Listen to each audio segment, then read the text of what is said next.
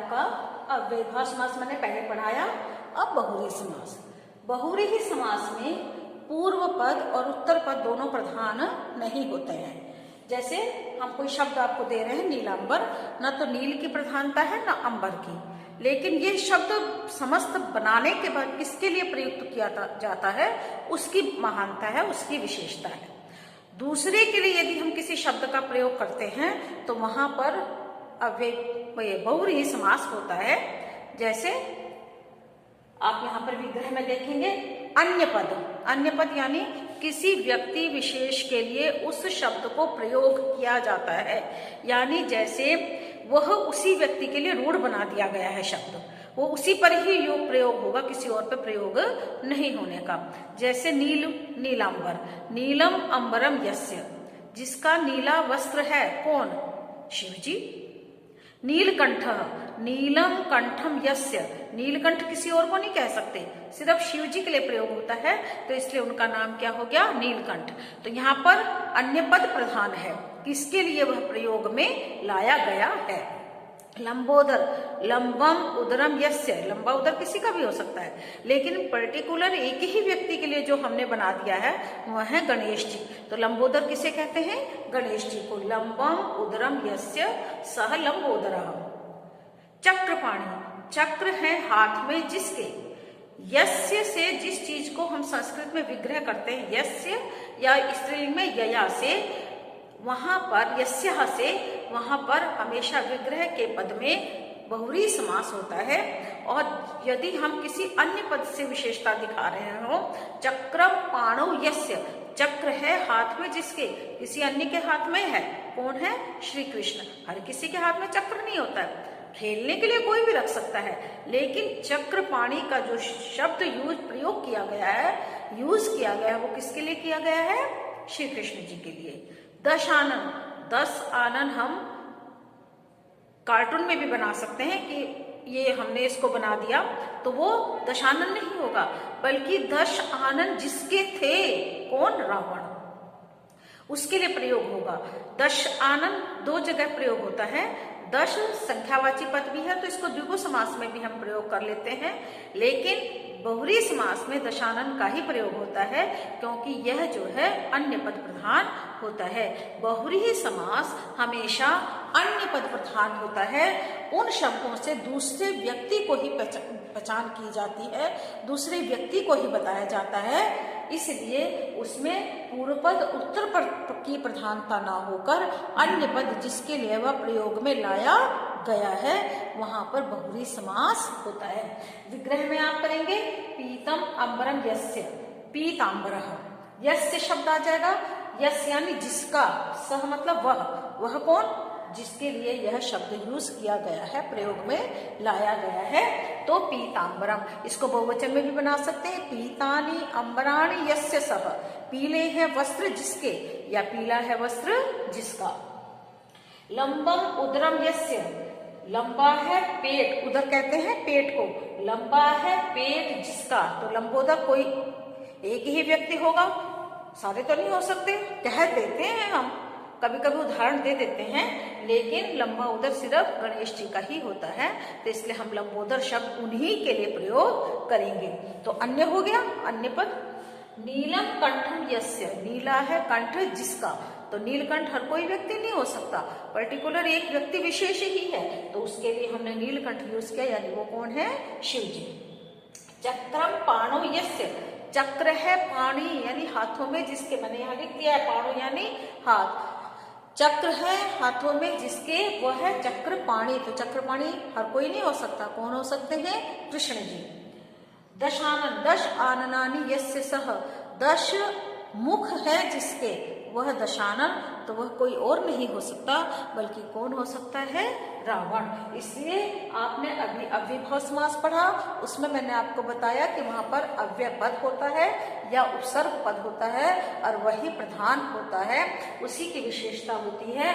जब वह किसी संज्ञा के साथ प्रयोग होता है तो वो अव्यय भाव समास होता है, और जहां पर बहुव्रीहि समास वहां होता है जहां पर शब्द तो जरूर 2 होते हैं, लेकिन न पूर्व पद की प्रधानता होती है, न उत्तर पद की प्रधानता होती है, बल्कि समस्त पद बनाने के बाद वह किसी अन्य पद को प्रधानता दिखाता है तो वह बहुव्रीहि समास होता है। ये दोनों समास मैंने आपको कराए। आपको जो बुक है उसमें पीछे सिर्फ आपने नाम लिखना है, छांट करके उन पदों को, उन शब्दों को सिर्फ नाम लिखना है कि कौन सा समास यहाँ पर है, उनको भी अलग अलग कर देंगे। इसमें ये समास है, इसमें ये समास है, आपकी बुक के अंदर है। वैसे मैंने आपको पेज भी भेज दूंगी जहां पर मैंने आपको वो कार्य करने के लिए दिया है या दिया जाएगा, तो आप इसको ध्यान से पढ़ेंगे। आपने सिर्फ एग्जाम में नाम लिखना है, न विग्रह पद आ जाएगा तब भी नाम लिखना है, और यदि समस्त पद आ जाएगा तब भी समास का ही नाम लिखना है। अन्य आपने कोई डेफिनेशन नहीं लिखनी, कुछ नहीं लिखनी, लेकिन समझने के लिए आपको ये जरूरी है कि आप बहुव्रीहि समास की और अव्ययभाव समास के, जो पिछले आप 2 समास पढ़ चुके हैं, उनके विषय में आपको प्रॉपर जानकारी हो और आप उसका अच्छी तरह से पाठन कर सकें। धन्यवाद। सुप्रभातम, नमो नमः। प्रिय विद्यार्थियों, आज आप संस्कृत की कक्षा में अपने 10वीं पाठ के अंतर्गत आए अव्ययभाव समास और बहुव्रीहि समास को पढ़ेंगे। पहले आपको मैं अव्ययभाव समास पढ़ा रही हूँ। अव्ययभाव समास में पूर्व पद अव्यय होता है और उसके साथ उपसर्ग भी प्रयोग होता है। कुछ पद अव्यय के साथ युक्त होते हैं और कुछ उपसर्गों को भी वैसे हम अव्यय ही मानते हैं। उप, अनु, निर, ये 3 अव्यय अव्ययभाव समास में प्रयोग होते हैं और संज्ञा के साथ लगते हैं, जैसे कृष्णम, शक्तिम, एकम, प्रति, इनके साथ प्रति का यूज होता है। तो क्या आपको अव्ययभाव समास आप देखेंगे, डेफिनेशन मैंने लिख रखी है। अव्ययभाव समास में पूर्व पद अव्यय होता है। पूर्व पद अव्यय होगा जैसे यथा, प्रति, ठीक है, और या उपसर्ग के साथ संज्ञा में प्रयोग होता है। मैंने यहाँ उपसर्ग लिख दिए हैं, उप, अनु, निर। अब ये उप का मतलब होता है समीप, यानी जब पास की वस्तु को दिखाना होता है तो हम उप कहते हैं। तो उप मतलब समीप, अनु मतलब पीछे, पश्चात, निर मतलब अभाव अर्थ में प्रयुक्त होता है। जब हम इन तीनों का प्रयोग करेंगे तब हमेशा पद के अंदर षष्ठी विभक्ति होती है, जैसे गंगायाः समीपम। और जो उप होता है उसका जो अर्थ है उसको हम अव्ययभाव समास में विग्रह में दिखाते हैं। उप को नहीं दिखाएंगे, उप को कब दिखाएंगे, जब हम समस्त पद बनाएंगे, जैसे गंगायाः समीपम उपगंगम। इसी तरह अनु का कृष्णस्य पश्चात उपकृष्णम, अनुकृष्णम। इसी तरह निर का जलस्य भावः निर्जलम, ये प्रयोग करेंगे। और जब हम अव्यय का प्रयोग करेंगे, जैसे यथाशक्ति है, तो यथा मतलब होता है जैसे, तो जैसे का जो विग्रह यहाँ पर हमने करा है अनतिक्रम्य।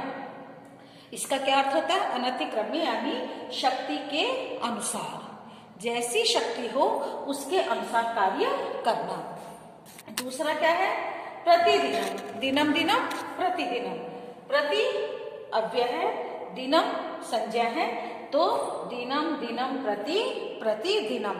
जब हम विग्रह करते हैं तो जो विग्रह पद का अव्यय या उपसर्ग होता है वो बाद में आ जाता है, लेकिन जब समस्त पद बनाते हैं तो वह अव्यय पद पूर्व में आ जाता है। इसीलिए अव्ययभाव समास को हम क्या कहते हैं, पूर्व पद प्रधान है।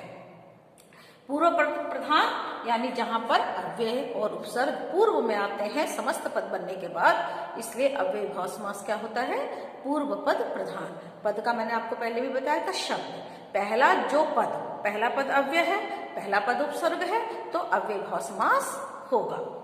ये समास आपका जो लेसन है उसके अंदर दिया हुआ है, वहां आपने इन अव्ययों को छांटना है, छांट करके लिखना है कि कौन सा अव्ययभाव समास है इसमें और कौन सा बहुव्रीहि समास है। आपने सिर्फ इस शब्दों को याद रखना है, उप, अनु, निर, यथा, प्रति में हमेशा अव्ययभाव समास ही होगा जहां जहां पर ये शब्द होंगे।